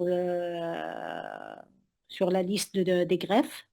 Éventuelle thérapie bridge, comme on a dit, en attendant la greffe, la radiofréquence, ablation par radiofréquence ou ablation par micro-ondes, ou il y a autre chose, le transartériel chemoembolisation, c'est la chimio-embolisation. Donc, la transartérielle chimio-embolisation, avant, il faisait tout le foie. C'est à travers, bien sûr, une des contre-indications, c'est la thrombose porte. Donc, s'il n'y a pas de thrombose porte, je peux la faire.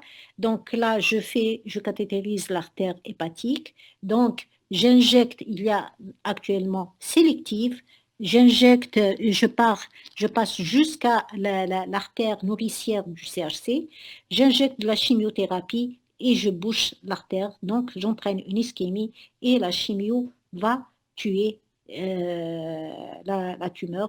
Là, elle est inférieure à la radiofréquence, destruction par radiofréquence et par micro-ondes, mais avec ça, ils ont pu avoir des survies en attendant la transplantation. Ils ont eu des survies jusqu'à 5 ans, tout bas, mais ils ont pu avoir des survies à 5 ans. Donc, tout CHC dans les critères de Milan doit être discuté en transplantation, même si le MELD est faible. D'accord? C'est l'indication opératoire, c'est la meilleure, c'est le choix. On a des pans, on a destruction transartérielle actuellement, les gens radioembolisation, tout ce que vous voulez. L'indication se base sur la tumeur, d'accord? Elle est indiquée, pas sur la fonction hépatique. Pas comme le premier cas, on était basé sur la fonction hépatique avec un MEL qui était supérieur à 22. La greffe permet les meilleures survies à 5 ans. Donc, on peut avoir une survie 70-80% et les plus faibles récidives néoplasiques. D'accord? Et donc, on a un CHC dans les critères de Milan, lorsqu'ils sont dans les critères de Milan, une indication potentielle de greffe, quel que soit le MELT. D'accord? Donc là, pratiquement, on a fini les cas cliniques. Donc, je vais vous donner take-home messages, des messages à avoir en tête et on va conclure notre présentation. Donc là, take-home message, il faut adresser tout dès la première décompensation, lorsqu'on a, vers la transplantation bien sûr, lorsqu'on a une assiette réfractaire, une encéphalopathie hépatique, une hémorragie digestive, un ictère prolongé qui ne disparaît pas. Donc là, on voit qu'il y a la cirrhose, elle est installée, elle commence à s'aggraver. Donc il faut référer le patient sans attente vers un centre transplanteur.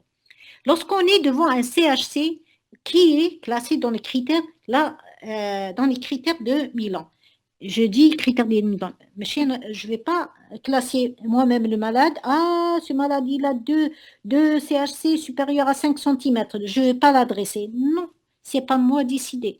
J'adresse le malade vers le centre spécialisé, transplanteur et chirurgien hépatobiliaire-pancréatique pour décider, et la décision, elle est multidisciplinaire. Ça, c'est important.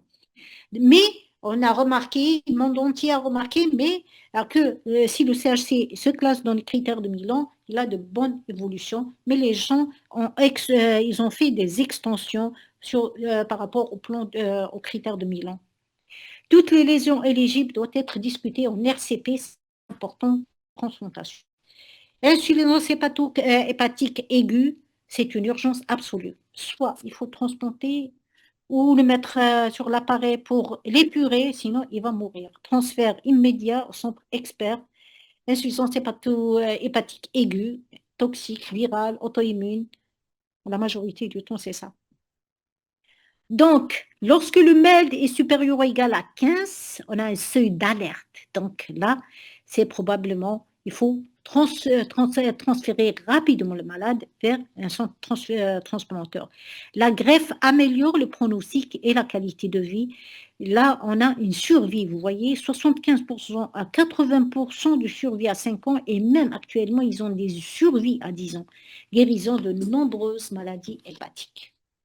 La lettre de référence, c'est important, elle doit être simple mais complète, avec l'historique, les nombreux de compensations, le type de compensation, le traitement que prend le malade, est-ce qu'il est alcoolique, c'est vrai ou pas, quelles sont les complications, est-ce qu'il est actuellement en complications, est-ce que le mail il est à combien pour savoir, pour faciliter la tâche du centre spécialisé transplanteur, hépato ou chirurgien.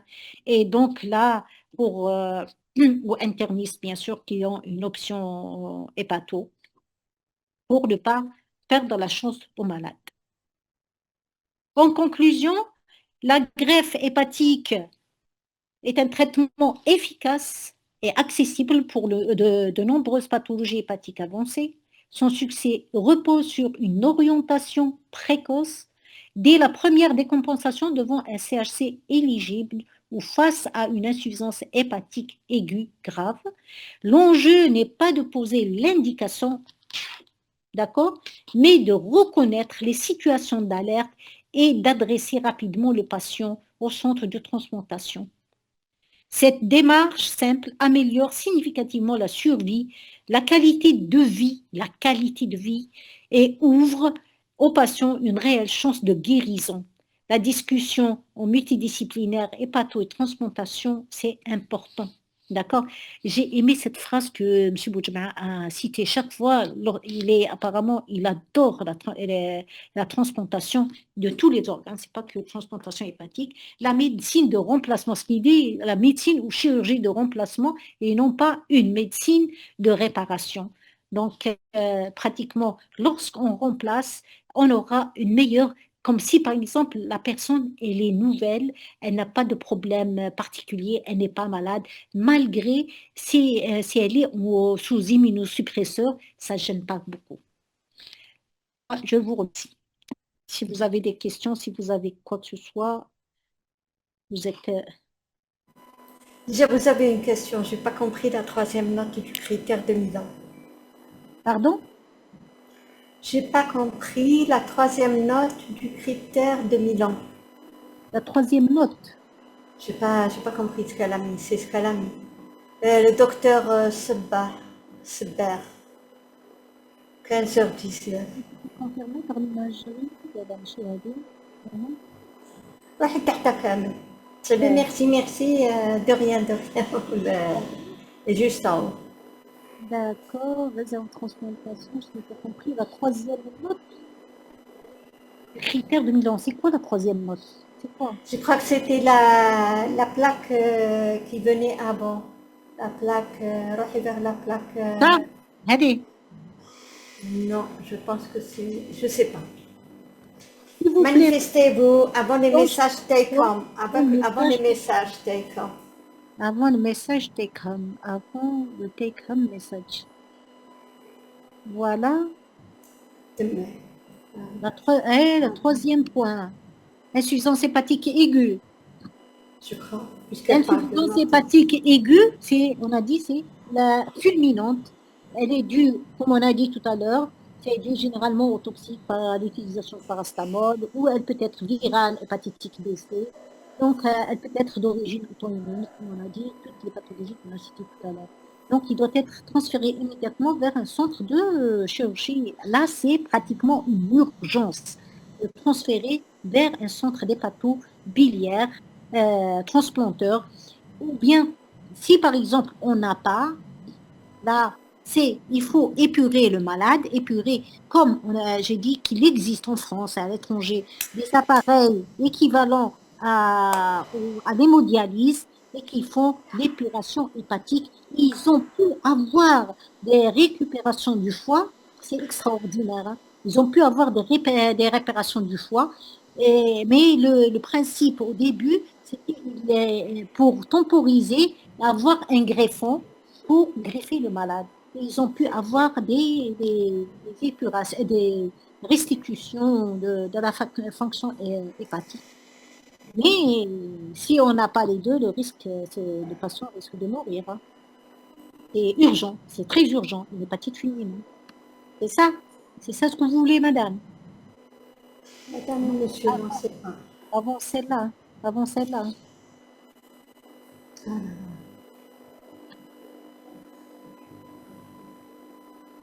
alors,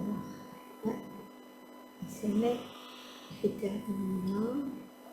Pour les enfants, peuvent-ils être envoyés si vous avez besoin d'une greffe du foie? Être envoyés si vous avez besoin d'une greffe du foie, avez-vous des cas de transplantation hépatique chez les enfants? Exactement, je ne sais pas si réellement Tabac a fait des greffes sur enfants. Mais la greffe chez l'enfant, elle est plus gentille que la greffe chez, euh, chez, chez l'adulte. Parce que l'enfant, un lobe gauche, deux segments lui suffisent parce que on a besoin du poids du foie selon le poids du malade. Et l'enfant, il est petit. Donc, un lobe, donc c'est pas méchant et pour le donneur et pour le receveur.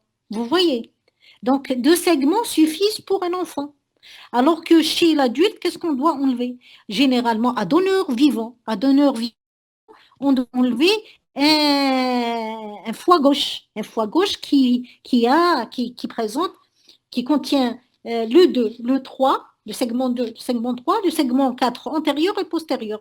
C'est une hépatectomie majeure pour le donneur. D'accord? La planche précédente, s'il vous plaît. Allez, la précédente. Allez.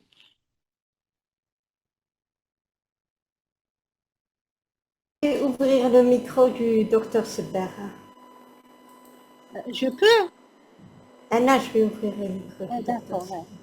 Activez votre micro, docteur Sebert. Activez. Alors, Allô? voilà. Allez-y, Oui. posez votre question, mais soyez bref, oui. parce qu'on est vers la fin.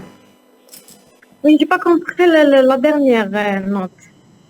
Un Là, cancer hépatocellulaire dans les critères, une indication potentielle dans de les greffe. critères de C'est quoi Milan, j'ai pas les deux? écrit. Qui respecte les critères de Milan. J'ai pas écrit. Je l'ai dit, mais je l'ai pas écrit, hein. Et un CHC qui est classé selon les critères de Milan, ça veut dire il est dans la première zone, comme on a montré dans cette plaque. Lorsqu'il est là, ça veut dire un nodule inférieur à 5 cm ou deux ou trois nodules qui sont tous inférieurs à 3 cm. Donc, s'il respecte ces critères, Child A, sans acide, d'accord, avec un OMS 0, il peut bénéficier d'un meilleur traitement, c'est une transplantation hépatique. D'accord? Cette transplantation, c'est la meilleure des choses parce qu'elle traite et le cancer et la cirrhose. Mais si on ne peut pas faire la transplantation par manque de greffons à l'étranger, ou bien par manque on n'arrive pas à faire des transplantations, on n'a pas un donneur vivant, là, on a d'autres traitements. Parmi les traitements de la tumeur et non pas de la cirrhose, on a les destructions percutanées. Ça veut dire que je peux détruire la tumeur par la radiofréquence ou bien micro-ondes ou cryothérapie ou autre chose. Je peux faire une radio-embolisation ou bien transartérielle chemo-embolisation. Donc tout ça se discute en RCP. Si j'ai un malade et je suspecte, mais je n'arrive pas à classer, je n'arrive pas à décider, la meilleure des choses, je peux l'adresser au centre transplanteur hépatobiliopancréatique et au RCP de transplantation hépatique. D'accord? Ça, je vous ai répondu. Madame Sabbar. Oui, oui, j'ai bien reçu. Merci beaucoup. C'est bon, oui. Merci. Vous avez une dernière question et on arrête ici. Hein. Où est-ce qu'elle est? En pratique, si la transplantation n'est pas immédiatement disponible, contexte Algérie, quel traitement Un traitement. privilégié? on privilégie pour éviter la progression au-delà des critères de mouvement. Et on a la radiofréquence. La radiofréquence a moins de frais, donc on peut la faire percutanée ou bien micro-ondes. À moindre frais, on peut faire la destruction soit totale. Si la tumeur est inférieure ou égale à 3 cm, la destruction elle est équivalente à la résection. D'accord? Équivalente. Si la tumeur est inférieure à 3 cm. Si elle est supérieure à 3 cm, il y a des associations thérapeutiques, par exemple transartérielle comme embolisation. On peut faire une transartérielle associée à la radiofréquence ou associée à la micro-ondes. Si la tumeur elle est superficielle, il n'y a pas d'HTP et il est child A, donc on peut faire la résection si la tumeur est périphérique, on peut faire la résection tumorale. D'accord? Voilà. Merci de rien, monsieur. OK?